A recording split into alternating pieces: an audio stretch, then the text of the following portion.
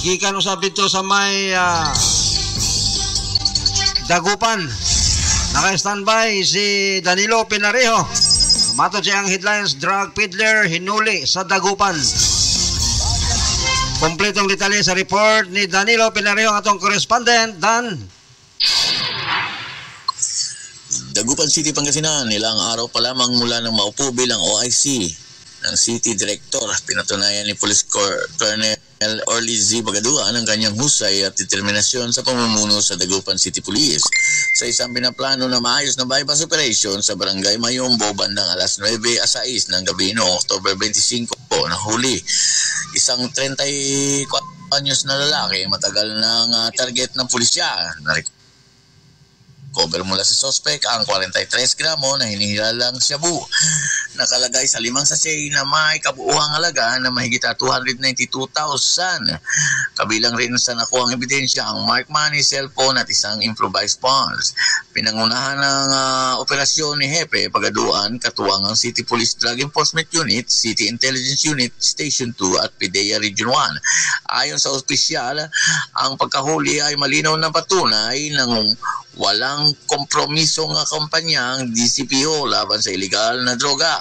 Kabilang sa maikling panahon sa kanyang pamumuno na itupad na ni Pagaduan ang sunod-sunod na tagumpay. Pinataas ang anti-drug operation sa lahat ng barangay. Pinahusay ang koordinasyon sa PIDEA at iba pang ahensya.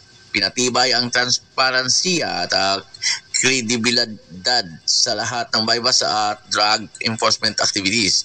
Walang puwang ang droga sa Dagupan City, ani ni Pagaduan.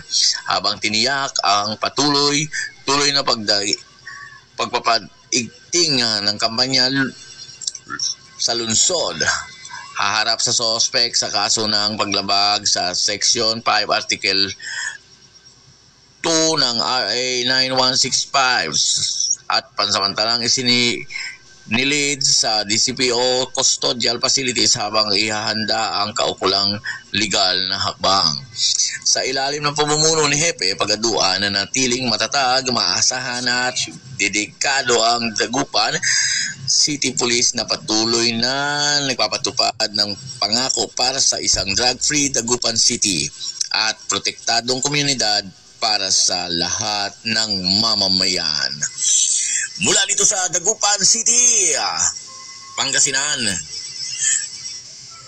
para sa Turbo Balita News FM, Danilo Pinarejo reporting. Maraming salamat sa imong sa report, Danilo Pinarejo.